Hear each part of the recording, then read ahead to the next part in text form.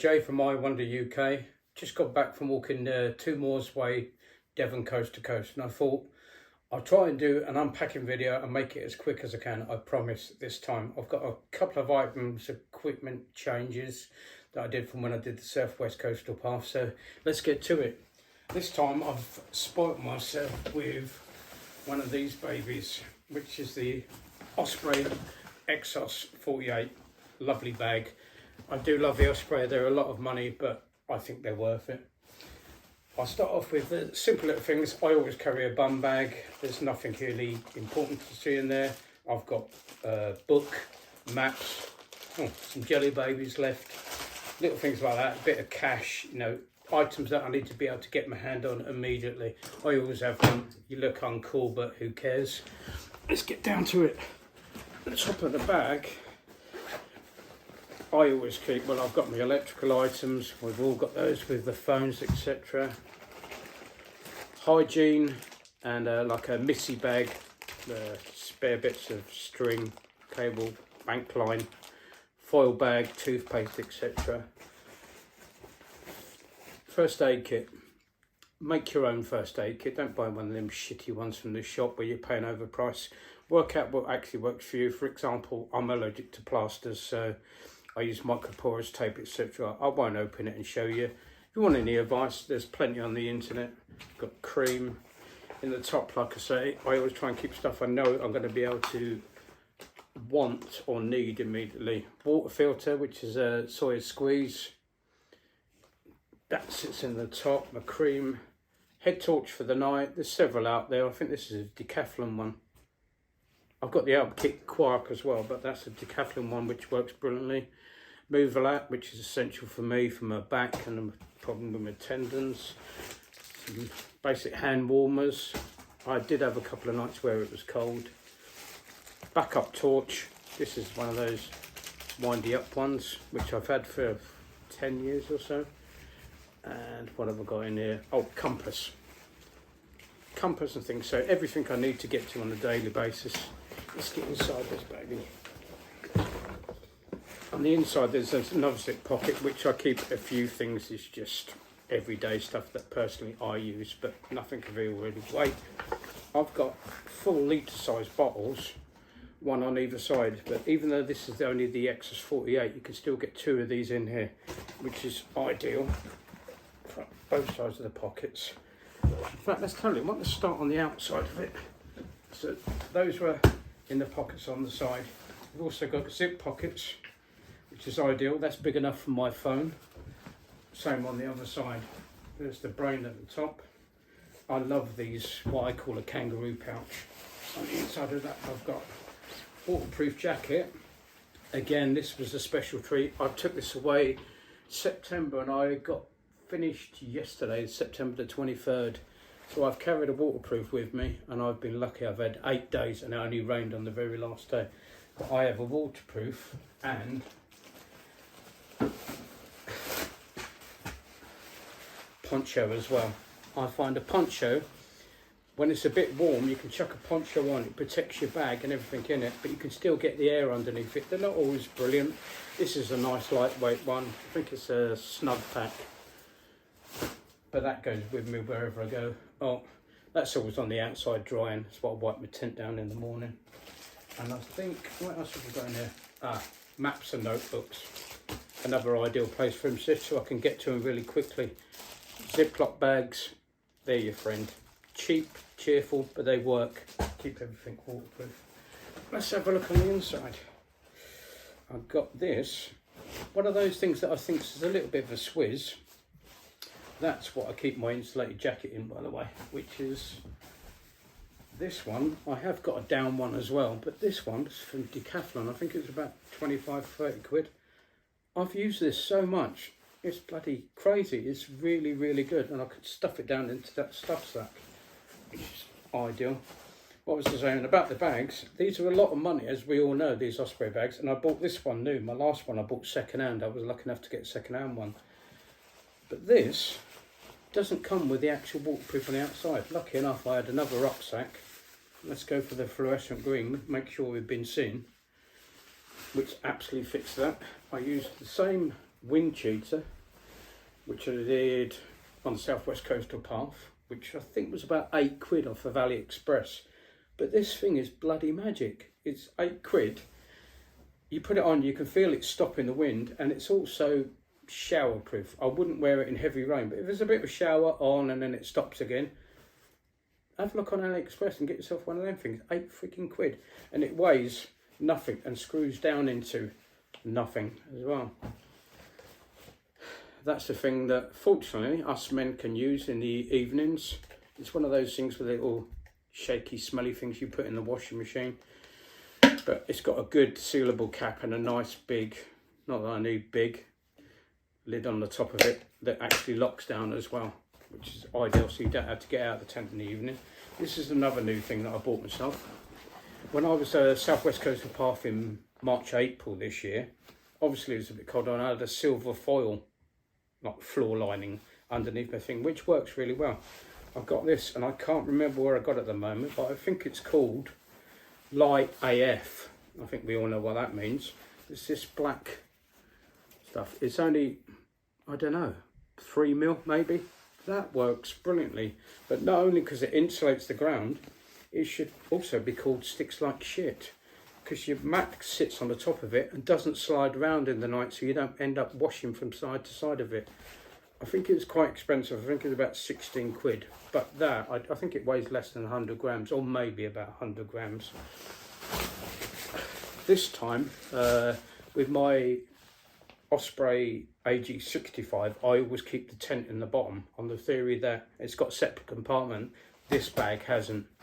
I'm going to keep the tent in the bottom on the theory that if it's damp / when it's damp, it sits in the bottom and doesn't get the other shiz wet. But this time it's all going in one bag, so this time I individually just went, I think these are just bin bags, but I went with the old faithful. This is the Lanshan one, the 2021 version, which I think is a little bit longer, but it's double skinned and it's the 4-season one. This thing, I've used this now, this year alone, for 8.5 weeks of overnights on long-term things, and this is how I leave it like this the whole time. So when I take things off, they've got the, not ground sheet, what are they called? Can't remember what that's called. Not ground sheet, footprint, that's the word. And then the peg bag. I'll just give you a quick look at the peg bags. I swapped out the pegs ages ago. I only use these. They're not super expensive, but they're not cheap either, but you don't mind if you bend one up, and I always have spares. I know that's extra weight, but I was going across Dartmoor and Exmoor this time, and I had a couple of occasions when it wasn't so good. I think I got rid of them now, where I bent one or two, and at the price of these, I don't mind if I bend one or two. But this thing, I don't recommend things very lightly, but this thing, you'll have to look at some of the videos to see what I've actually put this in. The last night I was sleeping on granite and split slate and stuff like that, and I haven't had a problem with it. I've gone on brambles, gorse, the lot. This is the cooking thing I had this time. I went really light, just your normal gas bottle. Luxarda, is it? Just your cheap thing for the gas bottle. Titanium cups, a 650. I made a bit of a mistake with that, to be honest with you. I would have liked, I don't need a bigger cup because I only ever buy water in it. I don't make a drink in the cup, but it would have been nice to have the next size up, that I could have got this in that, or maybe I need to look up for the smaller gas bottles, but I don't know, I need to think. And this little baby that I got off of eBay or something ages ago, that cost me £8. That's rattled around in the bottom of rucksacks, and God knows how long I've had it. I've had it for a couple of years at least. But literally look online, you don't need to get an expensive one. You might save a few grams, but this opens out and screws on top of the gas bottle, and it's been reliable. I've never ever had a problem with it. Like I said, it was about £8, I'm sure it was £8. That was my cooking system with, is how I did it. I normally have an insulated cup. I've got this. That's my poncho bag hanging off my strap. That's a Lucozade bottle. So I've got a drink for during the day as I'm walking, so I don't need to stop. And on the inside of it, I know a lot of people don't like it, but this is a little plastic beaker that I just have sitting in. I have another one which I didn't take with me, and I wish I had. It's I picked it up in a charity shop for £1. Plastic one like this, but lined, so it's like a thermos flask with a sippy lid on the top. Sounds a bit kiddish. When you're knocking over your drink after you just made it, worth the weight in gold. I need to look and source another one. I haven't seen another one like it, but that's what I need. But that's what I make my drinks in, so then I can clean them out and my cup stays fairly clean. Then you can chuck your porridge or your pot noodles in. Oh no, that's a lie. I don't use that for my porridge. I use one of these. Inside my cup, that's just wind cheaters.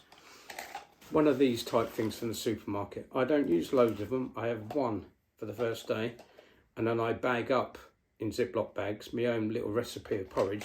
But use that. I go on the theory that if this can take boiling water the first time, you can do it again and again, and it is. It's easy to wipe out with a bit of a wet wipe. We're getting there now. I think the next one is, yeah, it's just a bag of clothes. I'm not even going to go through it. It's a range of items from thick socks, which I actually did wear at night, to another spare shirt and stuff, and it stinks. Let's get everything.